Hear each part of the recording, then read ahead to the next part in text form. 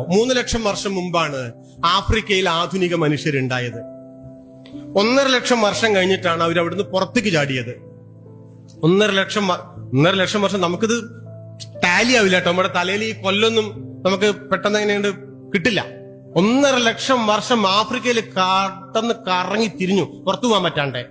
1.5 ലക്ഷം വർഷം കഴിഞ്ഞിട്ട് പുറത്തേക്ക് പോയി. ഇന്ത്യയിൽ വന്നത് 65,000 കൊല്ലം മുമ്പാണ്. നമ്മൾ ചരിത്രം പരമാവധി ഒരു ബുദ്ധന്റെ അവിടെ നിന്നൊക്കെ നമ്മൾ തുടങ്ങുക, അല്ലെങ്കിൽ ചന്ദ്രഗുപ്ത മൗര്യൻ, ജൈനന്മാര് അവിടുന്ന് അങ്ങനെയൊക്കെ തുടങ്ങുക. യഥാർത്ഥത്തിൽ തുടങ്ങേണ്ടത് 65,000 കൊല്ലം മുമ്പെങ്കിലുമാണ്. 65,000 കൊല്ലം മുമ്പാണ് ആഫ്രിക്കയിൽ നിന്ന് ആദ്യത്തെ മനുഷ്യ സമൂഹം ഇന്ത്യയിൽ വന്നത്. നമ്മുടെ ഇന്ത്യ എന്ന് പറഞ്ഞാൽ ഇന്നത്തെ ഇന്ത്യ കേട്ടോ. അന്ന് ഇന്ത്യ ഒന്നും ഇല്ലല്ലോ. ഈ ഉപഭൂഖണ്ഡത്തിന്റെ ഈ ഭൂമി എന്ന് മാത്രം ഉദ്ദേശിച്ചാൽ മതി. എന്താണ് ഈ പുതിയ പഠനം? ആഫ്രിക്കയിൽ നിന്ന് പുറത്തിറങ്ങിയിട്ടുള്ള മനുഷ്യരിലെല്ലാം നമ്മുടെ നിങ്ങളുടെയൊക്കെ DNA ഉണ്ടല്ലോ, നമ്മുടെ സ്വഭാവത്തെ നിർണയിക്കുന്ന ജനിതക കോഡുകൾ ഉണ്ടല്ലോ. അതില് 2 മുതൽ 4% വരെ DNA നിയാണ്ടർത്താൽ മനുഷ്യരുടെ DNA ആണ് എന്നാണ്. ശരിക്ക് ശാസ്ത്രലോകം ഞെട്ടിപ്പോയി. നിങ്ങൾ അറിഞ്ഞിട്ടുണ്ടോ എന്ന് എനിക്ക് അറിയില്ല കേട്ടോ. എന്താ അതിന്റെ അർത്ഥം എന്നറിയാം? എന്താ അതിന്റെ അർത്ഥം? എന്റെയിലും നിങ്ങളുടെയിലും എല്ലാം 2 മുതൽ 4% വരെയുള്ള DNA നിയാണ്ടർത്താലികളുടേതാണ് എന്നാണ്. നിങ്ങൾ ഹിന്ദു ആകട്ടെ, മുസ്ലിം ആകട്ടെ, ക്രിസ്ത്യാനി ആകട്ടെ, ആ ജാതി ആകട്ടെ, ഈ ജാതി ആകട്ടെ, തമിഴനാകട്ടെ, മലയാളി ആകട്ടെ, പഞ്ചാബി ആകട്ടെ, കാശ്മീരി ആകട്ടെ, യൂറോപ്യൻ ആകട്ടെ, ആരുമോ ആകട്ടെ, നിങ്ങളുടെ സ്വഭാവത്തെ നിർണയിക്കുന്ന DNA-യുടെ 4%-ഓളം നിയാണ്ടർത്താലികളുടേതാണ് എന്ന് പറഞ്ഞാൽ അതിന്റെ അർത്ഥം ആധുനിക മനുഷ്യർ നിയാണ്ടർത്താലുകളെ കാട്ടുജീവികളായിട്ടാണ് കണക്കാക്കിയിരുന്നത്. നമ്മൾ കണക്കാക്കിയിട്ടില്ല. ആ നിയാണ്ടർത്താലുകളുമായി 40,000 50,000 വർഷങ്ങൾക്ക് അതോ അതിനു പിന്നിലോ വർഷങ്ങൾക്ക് പിറകിൽ നമ്മളുടെ മുതുമുത്തശ്ശന്മാർ, ഹോമോസാപ്പിയൻ എന്ന നമ്മളുടെ മുതുമുത്തശ്ശന്മാർ ഈ നിയാണ്ടർത്താൽ ജീവികളുമായി ലൈംഗിക ബന്ധത്തിൽ ഏർപ്പെട്ടിരുന്നു എന്നാണ് അർത്ഥം. അല്ലെങ്കിൽ മുതുമുത്തശ്ശിമാർ. മനസ്സിലായോ? അതിന്റെ ബാക്കിയാണ് ഞാനും നിങ്ങളും. എന്നിട്ടാണ് ഇവിടെ ജാതി പ്രമാണിത്തരം പറഞ്ഞുകൊണ്ടിരിക്കുക. കലർന്നു വന്നതാണെന്നാണ് ഞാൻ ഈ പറഞ്ഞതിന്റെ അർത്ഥം. അതുകൊണ്ട് വളരെ പ്യുവർ ആയിട്ടുള്ള മനുഷ്യവംശം എന്ന ഒന്നില്ല. ജനിതക ശാസ്ത്രപരമായി അത് മിഥ്യയാണ് എന്ന് ശാസ്ത്രം തെളിയിച്ചു കഴിഞ്ഞാലും നമ്മൾ ഇങ്ങനെ ജാതി പ്രമാണിത്വത്തിൽ പിടിച്ചിരിക്കുകയാണെങ്കിൽ നിങ്ങൾ സയൻസ് പഠിച്ചുകൊണ്ട് എന്താ കാര്യം എന്നാ ഞാൻ ഈ ചോദിച്ചതിന്റെ മലയാളം. എന്താ കാര്യം? ഒരു കാര്യമില്ല കേട്ടോ, ഒരു കാര്യമില്ല. അതുകൊണ്ട് ഈ ജാതി മിഥ്യകളുടെ നാറിയ ഉടുപ്പുകൾ അഴിച്ചു കളയാനുള്ള സമയമായിട്ടുണ്ട്. അതൊക്കെ അഴിച്ചു കളയാനുള്ള സമയമായിട്ടുണ്ട്. പുതിയ തലമുറ തീർച്ചയായും അത് ചെയ്തിരിക്കുമെന്നിടത്താണ് നമ്മുടെ നാടിന്റെ ഒരു മോഹം കിടക്കുന്നത്. ഒരു സമൂഹം എന്നുള്ള നിലയ്ക്ക് നമ്മുടെ രാജ്യത്തിന്റെ ഒരു മോഹം ആ തലമുറയിൽ നമ്മളിങ്ങനെ ശ്രദ്ധിക്കാനുള്ള അല്ലെങ്കിൽ നിക്ഷേപിക്കാനുള്ള ഒരു കാരണം ഇതാണ്. ഇതൊക്കെ അഴിക്കുണ്ടാവും. ഉപകാരമില്ലാത്ത, ഉപയോഗമില്ലാത്ത ഈ ഉടുപ്പുകളുണ്ടല്ലോ, ഈ വിഴുപ്പുകളുണ്ടല്ലോ, ഇതെല്ലാം അഴിച്ചു കളയണ്ടാവും എന്ന് വിചാരിക്കുക. 65,000 കൊല്ലം മുമ്പ് ഇവിടെ വന്നപ്പോഴോ അന്ന് ഇവിടെ മനുഷ്യരില്ല. ഇവിടെ മനുഷ്യരുണ്ട്. ഏത് മനുഷ്യരാണ്? ഈ നിയാണ്ടർത്താല് പോലെയുള്ള മനുഷ്യരായിരിക്കാം, നമുക്കറിയില്ല. എന്ത് ചെയ്തു ആ മനുഷ്യർ? ഇവരുമായിട്ട് ഇടകലർന്നു. അത് പുതിയ കണ്ടെത്തലാണ്. ഇവരുമായിട്ട് ഇടകലർന്നു. ഇന്നത്തെ ഇന്ത്യയെ, അതിന്റെ സംസ്കാരങ്ങളെ, അതിന്റെ വൈവിധ്യങ്ങളെ രൂപപ്പെടുത്തിയത് ഏറ്റവും ചുരുങ്ങിയത് 3 കുടിയേറ്റങ്ങളെങ്കിലുമാണ്. അതുകൊണ്ട് ഞാൻ എന്ന് പറയുന്ന ഒരു ഞാനൊന്നുമില്ല കേട്ടോ. ഞാനും എന്റെ ജാതി അതെന്തോ ഒരു ഒന്നുമില്ല. ഞാനും എന്റെ കുടുംബം എന്തോ വലിയ സംഭവിച്ചിട്ടാ ഒന്നുമില്ല. നിങ്ങളുടെ സൗകര്യത്തിന് അതൊക്കെ ഉണ്ടാവും. അതൊക്കെ നിലനിർത്താവുന്നതിന്റെ ഒരു ലിമിറ്റ് ഉണ്ടല്ലോ. അതുവരെ ഓക്കെ, നല്ലതാണ്, ആവശ്യമാണ്. അതിലപ്പുറത്തേക്ക് ഞങ്ങൾ ഇങ്ങനെ വളരെ വേലി കെട്ടിയ വെള്ളം കിടക്കാത്ത അറകളായി എന്റെ കുടുംബം, എന്റെ തറവാട്, എന്റെ ജാതി, എന്റെ മതം, എന്റെ ഭാഷ, എന്റെ പ്രദേശം, ഈ മിഥ്യാഭിമാനങ്ങളെ ഒന്നും ആധുനിക ശാസ്ത്രം അംഗീകരിക്കുന്നില്ല. ഈ ശാസ്ത്രബോധം ഉണ്ടാവാനാണ് നമ്മൾ ശാസ്ത്രം പഠിക്കണമെന്ന ഞാൻ ഈ പറഞ്ഞ എന്റെ പൊരുള്. ഞാൻ പറഞ്ഞല്ലോ 3 കുടിയേറ്റങ്ങളെങ്കിലുമാണ് ഇന്നത്തെ ഇന്ത്യയുടെ ഈ വൈവിധ്യങ്ങളെ ഉണ്ടാക്കിയത്. ഇന്ത്യ എന്ന് പറഞ്ഞ ഭയങ്കര വൈവിധ്യം നിറഞ്ഞതാട്ടോ. ഇത്രയും വൈവിധ്യം നിറഞ്ഞ ഒരു ഒരു ഒരു ജനത നിങ്ങൾക്ക് കാണാൻ പറ്റില്ല, എല്ലാ അർത്ഥത്തിലും. അതെ, നിങ്ങൾ ഇപ്പൊ ചൈനയിലെ ഒരു ഹാൻ വംശമുണ്ട്, നിങ്ങൾ നോക്കൂ, അവര് ജനിതകപരമായി നിങ്ങൾ അവരെ അടുത്തടുത്തൊക്കെ നിർത്തി നോക്കൂ, ഒരുപോലെയാണ് അല്ലെ. നിങ്ങൾ ജപ്പാൻകാരെ അടുത്ത് നിർത്തി നോക്കൂ. ഒരു രാഷ്ട്രം എന്നുള്ള നിലയ്ക്ക് ഒന്നിച്ചു നിൽക്കാനുള്ള ഒരുപാട് എലമെന്റുകൾ അവരുടെ ഉണ്ട്, ഭാഷ തൊട്ട്. നിങ്ങൾ ആഫ്രിക്കക്കാരെ എടുത്തു നോക്കൂ, നിങ്ങൾ ഫ്രഞ്ചുകാരെ എടുത്തു നോക്കൂ. ഞാൻ അവർക്ക് വ്യത്യാസങ്ങൾ ഇല്ല എന്ന് പറയല്ല, പക്ഷെ ഒരു രാഷ്ട്രമായിട്ട് നിൽക്കാൻ ചില കാര്യങ്ങൾ വേണമല്ലോ, ചില കാരണങ്ങൾ വേണമല്ലോ. ആ കാരണങ്ങൾ അവർക്ക് വിഘടിച്ചു നിൽക്കുന്ന കാരണങ്ങളെക്കാൾ കൂടുതലായിട്ടുണ്ട് എന്നായി പറഞ്ഞതിന്റെ അർത്ഥം. നിങ്ങൾ ഇന്ത്യക്കാരെ എടുത്തു നോക്കൂ, മലയാളിയെയും തമിഴനെയും അടുത്തടുത്ത് നിർത്തി നോക്കൂ, എന്താ സാമ്യത? ഇയാള് പറഞ്ഞ ആൾക്ക് തിരിയില്ല. ശരിയോ? നിങ്ങൾ ഈ പാലക്കാട് ജില്ലയിലെ ചിറ്റൂരുള്ള ഒരാളെയും തൃത്താലുള്ള ഒരാളെയും അടുത്ത് പിടിച്ച് നിർത്തി നോക്കൂ. ചിറ്റൂരുകാരന്റെ ഭാഷ, അപ്പൊ നമ്മള് പിന്നെ ഏതോ സിനിമയിൽ ബിജു മേനോന്റെ ഒക്കെ ഭാഷ കേട്ടിട്ടില്ലേ? ആ ഭാഷ ഈ തൃത്താലുള്ള ആൾക്ക് മനസ്സിലാവില്ല. ഒരു 100 കിലോമീറ്റർ വ്യത്യാസത്തിലെ വ്യത്യാസമാണ്. ആലോചിച്ച് നോക്കൂ. ഒരു ഒരു ഒരു മലയാളിയെയും ഒരു തെലുങ്കനെയും അല്ലെങ്കിൽ ഒരു പഞ്ചാബിയെയും ഒരു കാശ്മീരിയെയും ആലോചിച്ചു, ഒരു മണിപ്പൂരിയെയും ഒരു ഒരു ആന്ധ്രയിലെ ഒരാളെയും നിങ്ങളൊന്ന് അടുത്ത് പിടിച്ച് നിർത്തി നോക്കൂ. എന്താ വ്യത്യാസം? എന്താണ് ഇവർക്ക് സാമ്യത? മനുഷ്യരെന്നുള്ള നിലയ്ക്ക് സാമ്യത ഉണ്ടാവും, പക്ഷെ ഒരു രാഷ്ട്രം വെറുതെ ഉണ്ടാവില്ല. അതിനൊന്നിച്ചു നിൽക്കാൻ ഒരുപാട് എലമെന്റുകൾ വേണം. ആ എലമെന്റുകൾ ഇങ്ങനെ നോക്കൂ കുറവാണ്. എന്താ അതിന്റെ കാരണം? ഇന്ത്യയിലെ വൈവിധ്യമാണ്. ഇപ്പൊ യൂറോപ്പിലൊക്കെ ഈ കിഴക്കൻ യൂറോപ്പും പടിഞ്ഞാറൻ യൂറോപ്പും അല്ലെങ്കിൽ തെക്കും വടക്കും തമ്മിലുള്ള വ്യത്യാസങ്ങളുണ്ടല്ലോ, ആ വ്യത്യാസങ്ങളെ അപേക്ഷിച്ച് ഇന്ത്യയിലെ അടുത്തടുത്ത ഗ്രാമങ്ങളിലെ മനുഷ്യരുടെ വ്യത്യാസം 2 മുതൽ 3 മടങ്ങ് വരെയാണ് എന്നാണ്. മനസ്സിലായോ?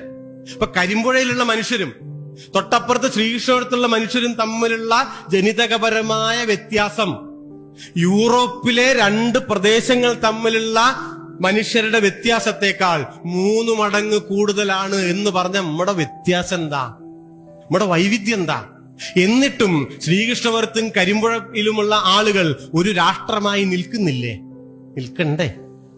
മലയാളിയും കാശ്മീരിയും ബംഗാളിയും മണിപ്പൂരിയും ആസാമിയും ഗുജറാത്തിയും തെലുങ്കനും തമിഴനുമെല്ലാം ഒരു രാഷ്ട്രമായി നിൽക്കുന്നില്ലേ? നിൽക്കണ്ടേ? എന്താ നിൽക്കാനുള്ള കാരണം? ഈ വൈവിധ്യങ്ങളെ അംഗീകരിക്കലാണ്. അംഗീകരിച്ചുകൊണ്ട് മാത്രമേ നിൽക്കാൻ പറ്റുള്ളൂ. കാരണം ആ വൈവിധ്യങ്ങളാണ് ഇന്ത്യൻ കൾച്ചറിന്റെ അടിത്തറ. അത് തകർന്നാല് അതുകൊണ്ട് ഇന്ത്യ ഉണ്ടാവില്ല. നമ്മൾ നന്നായിട്ട് മനസ്സിലാക്കണം കേട്ടോ. ഈ വൈവിധ്യങ്ങളാണ്. ഞാൻ 3 കുടിയേറ്റങ്ങളെ പറ്റി പറഞ്ഞിട്ടാണ് ഇതിലേക്ക് വന്നത്. ഒന്നാമത്തേത് പറഞ്ഞു 65,000 കൊല്ലം മുമ്പ് അവരിവിടെ വന്ന് കലർന്നു. അതിപ്പോ ആധുനിക ശാസ്ത്രം കണ്ടെത്തി. രണ്ടാമത്തേത് ഒരു 9,000 കൊല്ലം മുമ്പാണ്. ഇവിടുന്ന് 9,000 കേട്ടോ. എന്ന് വെച്ചാല് ക്രിസ്തുവിന് മുമ്പ് നമ്മൾ BCE എന്നൊക്കെ പറയില്ലേ, ഒരു 7,500 കൊല്ലം എന്ന് വിചാരിക്കാം. അതെവിടുന്ന് വന്നതാണ്? അത് ഇന്നത്തെ ഇറാനിൽ നിന്ന്, സാൻഗ്രോസ് എന്ന് പേരുള്ള പ്രവിശ്യയിൽ നിന്ന് ഇന്ത്യയിലേക്ക് കുടിയേറിയിട്ടുള്ള ഒരു വിഭാഗം. അവരെന്ത് ചെയ്തു? അവര് ഇന്നത്തെ പാകിസ്ഥാൻ ഉണ്ടല്ലോ, പാകിസ്ഥാനിലെ ബലൂചിസ്ഥാൻ നിങ്ങൾ കേട്ടിട്ടുണ്ടാവും. അവിടെ മെഹർഗഡ് എന്ന് പറഞ്ഞിട്ടൊരു സ്ഥലമുണ്ട്. പറ്റിയാൽ ഇവിടേക്കൊന്ന് പോകേണ്ടതാണ് കേട്ടോ. മെഹർഗഡ് 9,000 വർഷങ്ങൾക്ക് മുമ്പ് ഈ സാൻഗ്രോസിൽ നിന്ന് മെഹർഗഡിലേക്ക് കുടിയേറിയിട്ടുള്ള മനുഷ്യർ നമ്മുടെ പൂർവികരാ. ഇപ്പൊ അടിയാ, ക്രിക്കറ്റ് കളി നടക്കുമ്പോ അവരടിയാ. നമ്മുടെ പൂർവികരാണ്.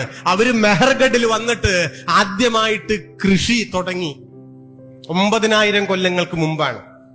കഷ്ടി 4,600ഓളം വർഷം കാലം മെഹർഗഡില് അവര് വിശാലമായിട്ടുള്ള ഒരു കാർഷിക ജീവിത സംസ്കൃതി രൂപപ്പെടുത്തി ജീവിച്ചു. കൃഷി തുടങ്ങി, ബാർലിയൊക്കെ തുടങ്ങിയവര്, ആടുകളെ വളർത്തി ജീവിക്കാൻ തുടങ്ങി. അവരെന്ത് ചെയ്തു? അവിടെ നിന്നില്ല. ആ മട്ടിൽ അതിപ്പോ ഉണ്ടാവില്ല. അവര് അന്ന് ഇന്ത്യയിൽ ഉണ്ടായിരുന്ന ഇവിടുത്തെ പൂർവികരുമായിട്ട് കൂടിക്കലർന്നു. അവര് ഹാരപ്പയിൽ വന്നിട്ട്, നിങ്ങള് സിന്ധു നദീ തട സംസ്കാരം എന്നൊക്കെ കേട്ടിട്ടില്ലേ? പുതിയ കാലത്ത് അങ്ങനെയും പറഞ്ഞുകൂടാട്ടോ. നമ്മൾ സിന്ധു നദീ തട സംസ്കാരം എന്നാ പഠിച്ചിട്ടുള്ളത്. പുതിയ കണ്ടെത്തലുകൾ എന്താണ്?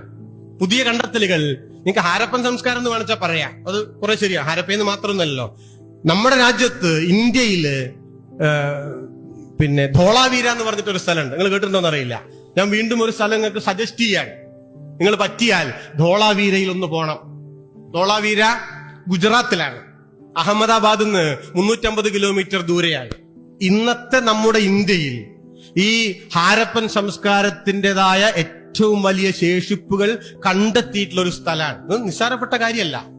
അപ്പോ ഈ സാൻഗ്രോസിൽ നിന്ന് മെഹർഗഡിലേക്ക് കുടിയേറിയിട്ടുള്ള മനുഷ്യര് അവിടെ കൃഷിയും കന്നുകാലി വളർത്തലും കാര്യങ്ങളൊക്കെ ആയിട്ട് 10,000-4,000 കൊല്ലം ജീവിച്ചിട്ട് പതുക്കെ എന്ത് ചെയ്തു? ഈ സിന്ധുവിന്റെ തീരങ്ങളിലേക്ക് വന്നു.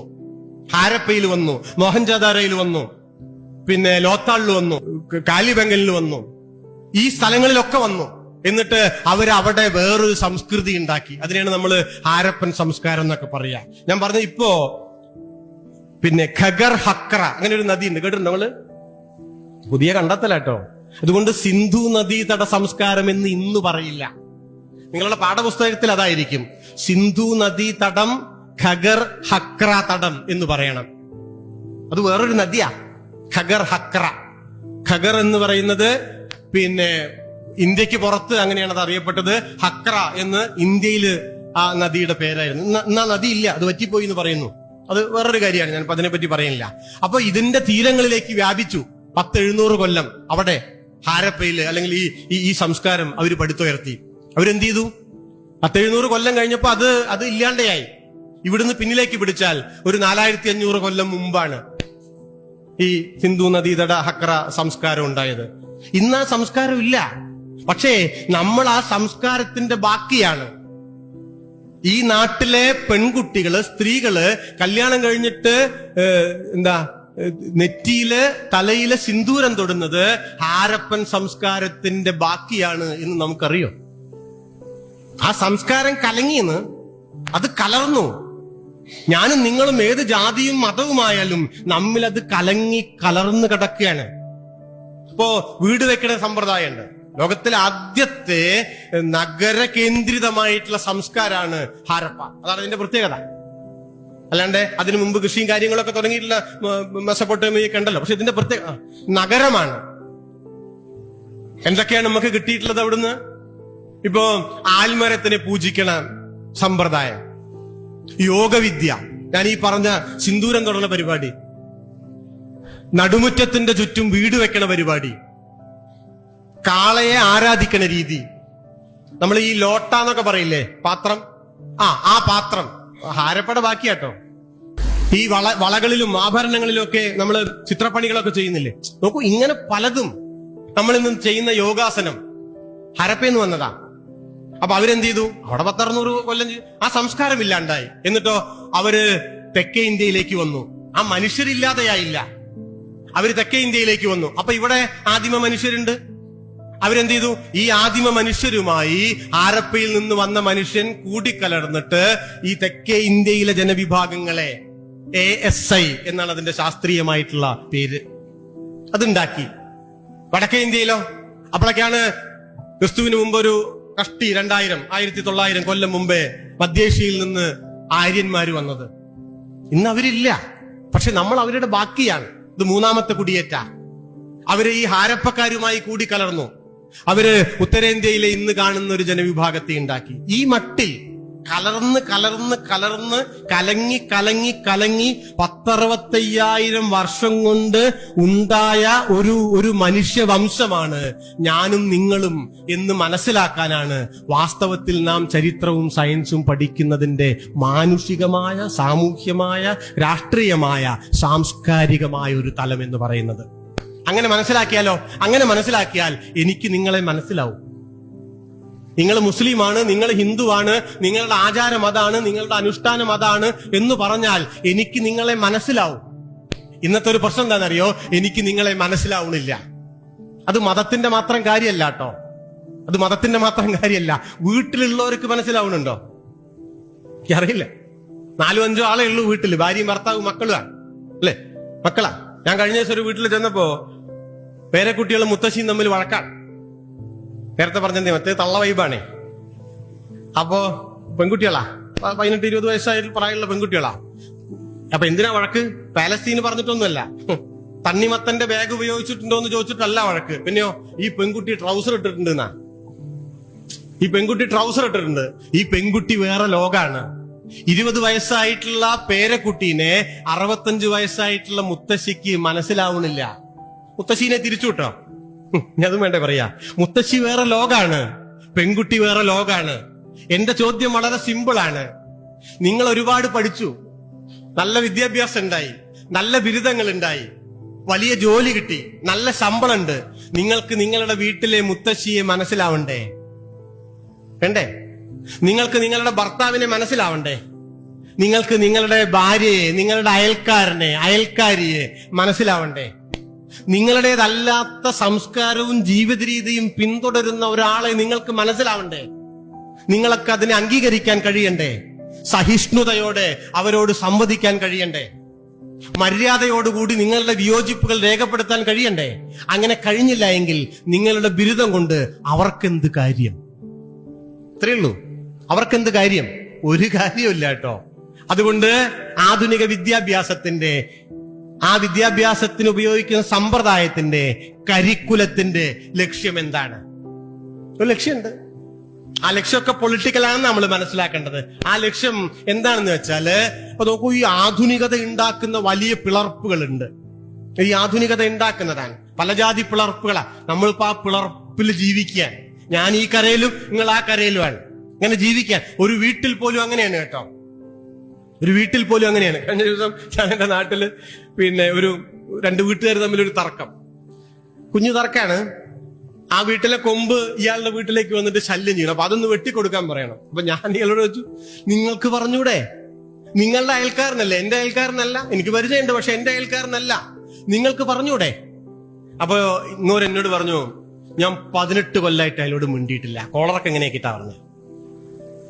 ഞാൻ നോക്കുമ്പോ ഇയാൾക്ക് 2 PG ഉള്ള ആളാ. 2 PG ഉണ്ട്, വലിയ ഉദ്യോഗമുണ്ട്, നല്ല ശമ്പളമുണ്ട്. അയൽക്കാരനായ ഒരു മനുഷ്യനുമായി 18 വർഷത്തോളമായി മിണ്ടാൻ പോലും നിങ്ങൾക്ക് സാധിക്കുന്നില്ല എങ്കിൽ നിങ്ങൾ നിങ്ങളുടെ ബിരുദങ്ങൾ കൊണ്ടുപോയി തോട്ടിലെറിയോ? ഒരു കാര്യമില്ല കേട്ടോ. Simply waste. ഒരു കാര്യമില്ല. അപ്പൊ ഞാൻ ചോദിച്ചു, അതെന്തിനാണ് 18 കൊല്ലായിട്ട് എന്തായിരുന്നു? വല്ല ഭയങ്കരമായ പ്രശ്നമാണോ? ഇതിന്റെ വേറൊരു വെർഷനാ. അപ്പൊ കൊമ്പാ വന്നത്. അന്ന് പശുക്കുട്ടി ചാടിയെന്നാ. 18 കൊല്ലം മുമ്പ് എന്റെ ഒരു പശുക്കുട്ടി അയാളുടെ വീട്ടിൽ പോയിട്ട് അവിടുത്തെ വൈക്കോക്കുണ്ടയിലത്തെ വൈക്കോല് തിന്നു എന്ന് പറഞ്ഞുണ്ടായിട്ടുള്ള കച്ചറയെന്ന് തുടങ്ങിയ വൈരാഗ്യാണ്. ഇന്ന് വരെ അത് തീർന്നിട്ടില്ല. 2 PG കുന്താണ്. ഒരു കാര്യമില്ല. അപ്പൊ എന്താ ഞാൻ ഈ പറഞ്ഞു വന്നതെന്നറിയോ? ആധുനികത നമുക്കിടയിൽ ഒരുപാട് പിളർപ്പുകൾ ഉണ്ടാക്കിയിട്ടുണ്ട്. ഒരുപാട് കൊമ്പിലാണ് നമ്മുടെ ജീവിതം. ആ പിളർപ്പുകളെ ഒഴിവാക്കാനും, ഞാനും നിങ്ങളും തമ്മിലുള്ള, 2 വ്യക്തികൾ തമ്മിലുള്ള നാനാതരം വൈരുദ്ധ്യങ്ങളെ മാനവികതയുടെ തലത്തിൽ പരിഹരിക്കാനും സാധിക്കുക എന്നുള്ളതാണ് കരിക്കുലത്തിന്റെ ലക്ഷ്യം. പറഞ്ഞു മനസ്സിലായോ? ഞാൻ നിങ്ങളും 2 കൊമ്പത്തിരിക്കല്ല. നമുക്ക് 2 ആൾക്കും കൂടി വരാവുന്ന ഒരു സ്പേസ് ഉണ്ടാവണം. ഒരാൾ ഹിന്ദുവാണ്, ഒരാൾ മുസ്ലിമാണ്, ഒരാൾ സ്ത്രീയാണ്, ഒരാൾ പുരുഷനാണ്, ഒരാൾ അപ്പുറത്തെയാണ്, ഒരാൾ ഇപ്പുറത്തെയാണ്. നിങ്ങൾ 2 കൊമ്പിലിരുന്ന് നിങ്ങൾ 2 കൊമ്പിലിരിക്കലേ ഉണ്ടാവുള്ളൂ. നിങ്ങൾക്കിടയിൽ എന്തെങ്കിലും പളർപ്പുണ്ടെങ്കിൽ അത് പരിഹരിക്കാൻ പുതിയൊരു സ്പേസ്, ഒരു ഗ്രൗണ്ട് ഉണ്ടാവണം. ആ ഗ്രൗണ്ട് എന്താണ്? അത് ഹ്യൂമാനിറ്റിയുടെ ഗ്രൗണ്ടാണ്, മാനവികതയുടെ ഗ്രൗണ്ടാണ്. ആ ഗ്രൗണ്ട് വേറെ ആരും ഉണ്ടാക്കില്ല, നമ്മൾ സ്വയം ഉണ്ടാക്കണം. ആ ഗ്രൗണ്ട് ഉണ്ടാക്കാനാണ് വാസ്തവത്തിൽ സമൂഹം വിദ്യാഭ്യാസം കൊണ്ട് ഉദ്ദേശിക്കുന്നത്. അതാണ് വിദ്യാഭ്യാസത്തിന്റെ ഒരു എന്താ പറയാ, സാമൂഹ്യമായിട്ടുള്ള ഒരു ദർശനം എന്ന് പറയണത്. അവിടുന്ന് ചുരുങ്ങിയിട്ട് ഇന്റെ ജോലി എന്നുള്ളിടത്തേക്ക് മാത്രമായ ഈ ഗ്രൗണ്ട് പണിയില്ല. ഗ്രൗണ്ട് പണിയില്ല. അതുകൊണ്ട് കൂടിയാണ് ഇന്ന് നമ്മുടെ നാട്ടില് പലതരം സാമൂഹ്യമായ അസ്വാസ്ഥ്യങ്ങൾ നിലനിൽക്കുന്നത്.